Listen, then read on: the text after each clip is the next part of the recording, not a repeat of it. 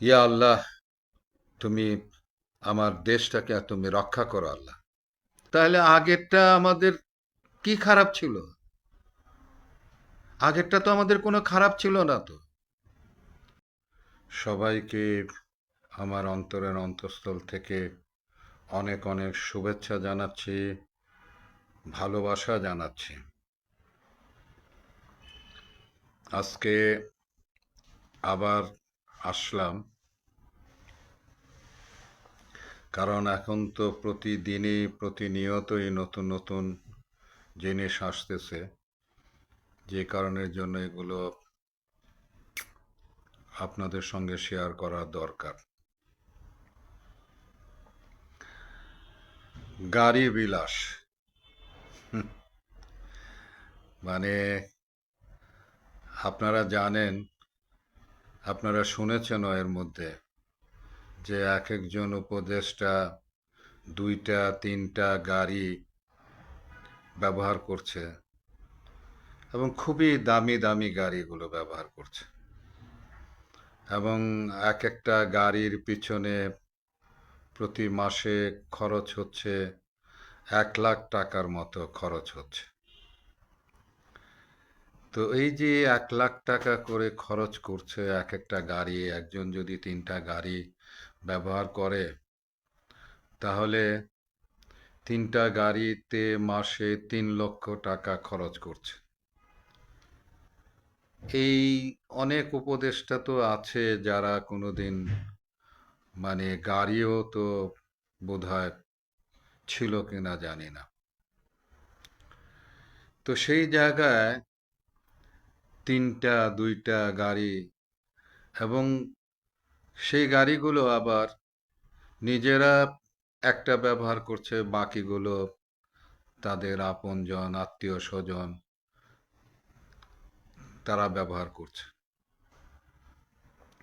এ কি অবস্থা ভাই! আমরা তো ভাবছিলাম যে এরকম ভাবে দেশে দুর্নীতি বন্ধ হবে, দুর্নীতি হবে না, সেই জায়গায় বরঞ্চ দুর্নীতি বন্ধ হবে। কিন্তু কোথায় দুর্নীতি বন্ধ হচ্ছে? দুর্নীতি তো বন্ধ হচ্ছে না তো, দুর্নীতি তো এরাই করতেছে। তো এই যে এরা আজকে এইরকম ভাবে, মানে এবং একজন উপদেষ্টা নাকি বলেছেনও যে এগুলো আগে যেরকম ভাবে হইতো আমরাও সেভাবে করতেছি। তো আগে যেভাবে হইতো সেভাবে করতেছি এরকম যদি করে, আমি সামনে খুব একটা ভালো কিছু দেখছি না। তাহলে আগেরটা আমাদের কি খারাপ ছিল? আগেরটা তো আমাদের কোনো খারাপ ছিল না তো। কি আশ্চর্য! কিভাবে, কত বড় সাহস! আবার এই ধরনের কথাও বলে যে আগের আগে যেরকম ছিল সেইভাবেই আমরা চলছি, সেইভাবেই করছি। আরে ভাই, এ কেমন ধরনের কথা? আর এত বড় সাহস কি করে হয়? একে তো দুইটা তিনটা গাড়ি ব্যবহার করছে, এক একটা গাড়ির পিছনে 1 লক্ষ টাকার মতো খরচ হচ্ছে, তারপরে বলতেছে আগে যেভাবে চলছে সেভাবে আমরা এখনো আমরা চলছি। না, কি আশ্চর্য ব্যাপার! যাই হোক, গাড়ির গেল এই অবস্থা। কালকে যে কথা বলেছিলাম যে ইলেকশন, তো ইলেকশনের তো কি হবে, আজকে এই গাড়ির বিষয়টি মাথায় আসার পর আবার তো যে এর থেকে তো বেরোনোর কোনো রাস্তা দেখছি না। তারপর এই যে যারা সমন্বয়ক, তারা তো যেভাবে তাদের পার্টি গঠন করছে, এবং ডক্টর ইউনূস তো নিজেই বলে দিয়েছে যে হ্যাঁ, তাদেরকে সাহায্য সহযোগিতা করবে।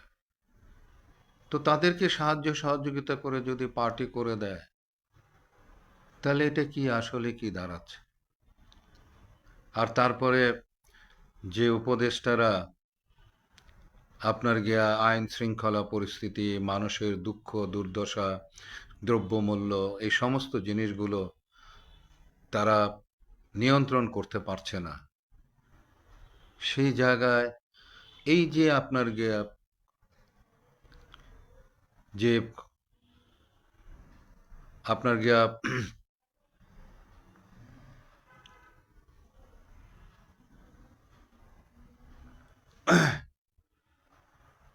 আমাদের যে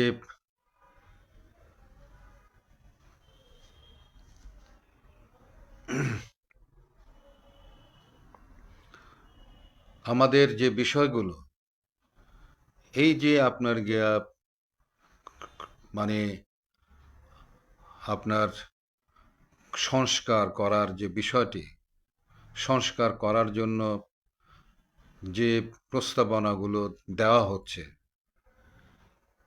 এগুলো কারা বাস্তবায়ন করবে ভাই? কারা বাস্তবায়ন করবে এগুলো? এই সংস্কার প্রস্তাবগুলো এক একজন এক একটা প্রস্তাব দিচ্ছে, সেগুলো পেশ করা হচ্ছে। যারা আপনার গিয়া আইন শৃঙ্খলা পরিস্থিতি, দ্রব্যমূল্যর পরিস্থিতি, তারপরে আপনার গিয়া চাঁদাবাজি, লুটতরাজ, এই সমস্ত জিনিসগুলো যারা বন্ধ করতে পারছে না, তারা আবার সংস্কার কিভাবে করবে? কিভাবে তারা সংস্কার করবে? আমি তো আসলে আমার আমার মাথায় আসলে ঢুকছে না। তো যাই হোক, মানে আমি সামনে খুব একটা ভালো কিছু দেখছি না। আজকে প্রায় আজকে 6 মাস পূর্ণ হলো। 6 মাস পূর্ণ হয়ে 7 মাসের মধ্যে পড়ল, এবং এর মধ্যে আমি দেখলাম যে একজন তো বলেছেন যে যত দ্রুত, বিশেষ করে মান্না সাহেব বলেছেন আর কি, যে যত দ্রুত ইলেকশন করে দিয়ে আপনারা চলে যান, আপনাদের মান সম্মান রক্ষা করে আপনারা চলে যান। কিন্তু ইলেকশন করে দিয়ে কি, ইলেকশন করে দিয়ে ওনারা চলে যাবে? ওনারা কি করবেন? কি ধরনের ইলেকশন করবেন তারা? মান সম্মান রক্ষা হবে তারা ইলেকশন করে দিয়ে চলে গেলে? আশ্চর্য লাগে আমার কাছে যে এরকম ভাবে প্রধান উপদেষ্টা আসলে কিছুই শোনেন না। উনি উনি যা ভাবেন উনি সেটাই করেন। কারণ হলো গিয়ে যে এই যে উপদেষ্টারা, কেউ কারো কোনো রকমের কোনো যোগ্যতা নাই, কোনো কিছু নাই, তারা এখনো পর্যন্ত বসে আছে, এবং তাদেরকে নিয়েই ডক্টর ইউনূস সাহেব এই রাষ্ট্র পরিচালনা করছেন। আর এখনো বলছি, এখনো আপনার প্রধান উপদেষ্টা, আপনার এখনো সময় আছে। এই অযোগ্য যারা আছে, অযোগ্যদের আপনি বের করেন। আপনি এত কিছু পাওয়ার পরও আপনি যদি কিছু না করে যেতে পারেন, আপনি যদি অন্তত ইলেকশনটুকু যদি ভালো করে না করে যেতে পারেন, তাহলে সারা জীবন কিন্তু এই বাঙালি জাতি আপনাকেও ক্ষমা করবে না। তো যাই হোক, গাড়ি বিলাস, হ্যাঁ, হায় রে গাড়ি বিলাস, এটা বন্ধ করেন। গরিব মানুষের টাকা, মানুষ চলতে পারছে না, তাদের টাকা এরকম ভাবে নষ্ট করেন না। আপনাদেরকে বলছি, এগুলো বন্ধ করেন। 3টা করে গাড়ি, পুরো ফ্যামিলি নিয়ে চলা, এক একজনকে এক একটা দিয়ে দেওয়া, কার টাকার গাড়ি আপনারা ব্যবহার করছেন এরকম ভাবে?